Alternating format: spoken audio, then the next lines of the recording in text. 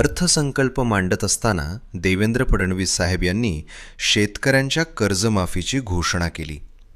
किसान सभेच्या वतीनं कर्जमाफीच्या घोषणेचं स्वागत करत असल्याचं डॉक्टर अजित नवले यांनी सांगितले.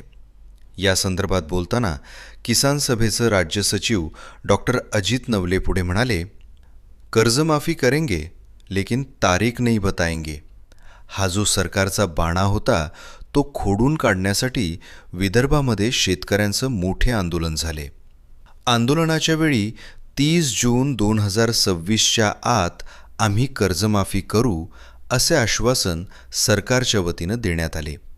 यानुसार आज कर्जमाफीची घोषणा झाली असल्यामुळे काही प्रमाणात शेतकऱ्यांना दिलासा मिळाला आहे.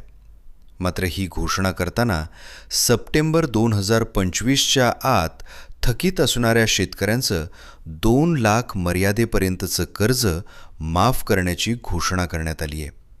परिणामी ज्या शेतकऱ्यांकडे 2 लाखापेक्षा जास्त कर्ज आहे ते या कर्जमाफीतून वगळले जाणार आहेत.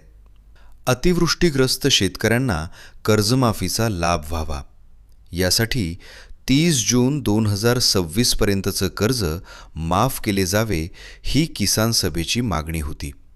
मात्र 30 जून 2026 ऐवजी 30 सप्टेंबर 2025 पर्यंतच कर्ज माफ केलं जाणार असल्यामुळे अतिवृष्टीग्रस्त शेतकऱ्यांना कर्जमाफीतून वंचित राहावे लागण्याची शक्यता आहे. कर्जमाफी केवळ थकीत कर्जदारांची होणार असल्यानं व नियमित कर्जदारांची 50,000 रुपये अनुदानावर बोलवण केली गेली असल्यानं या कर्जमाफीतही नियमित कर्जदारांवर अन्याय करण्यात आलेला आहे.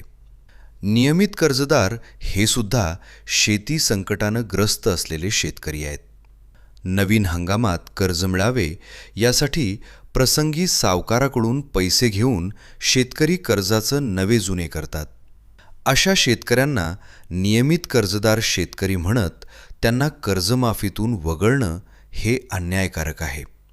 कर्जमाफीची घोषणा करत असताना सप्टेंबर 2025च्या आतील पात्र शेतकऱ्यांचंच कर्ज माफ होईल असे मुख्यमंत्री देवेंद्र फडणवीस यांनी सांगितले आहे. म्हणजेच कर्जमाफीसाठी गठीत करण्यात आलेली समिती 2025च्या आतील कर्जमाफीसाठी सुद्धा पुन्हा नव्या अटीशर्ती सुचवतील व त्यात पात्र असतील तेवढ्याच शेतकऱ्यांना कर्जमाफी होईल असंही यातून सूचित झालेले आहे. परिणामी या अटीशर्तींमुळे सप्टेंबर 2025च्या आतील थकीत शेतकऱ्यांमधील सुद्धा अनेक शेतकरी कर्जमाफीतून वगळले जातील अशी भीतीही डॉक्टर अजित नवले यांनी व्यक्त केली आहे. सरकारनं या संपूर्ण बाबीचा विचार करता अटी शर्ती न लावता शेतकऱ्यांचं 30 जून 2026 पर्यंतचं संपूर्ण कर्ज माफ करावे अशी मागणी किसान सभेच्या वतीनं डॉक्टर अजित नवले यांनी केली आहे. शेतकरी कर्जमाफीची घोषणा केलेली आहे. सप्टेंबर 2025 पर्यंत थकीत असणाऱ्या शेतकऱ्यांचं 2 लाखापर्यंतचं कर्ज यामध्ये माफ केलं जाणार आहे.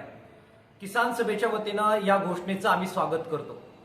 कर्जमाफीची घोषणा होत असताना मात्र पुन्हा समिती स्थापन करून त्या समितीच्या ज्या अटी शर्ती लादल्या जातील त्याचा आधार या कर्जमाफीसाठी घेतला जाईल असे संकेत सुद्धा पात्र शेतकऱ्यांचंच कर्ज माफ होणार आहे असं विधान करून मुख्यमंत्री साहेबांनी दिलेलं आहे.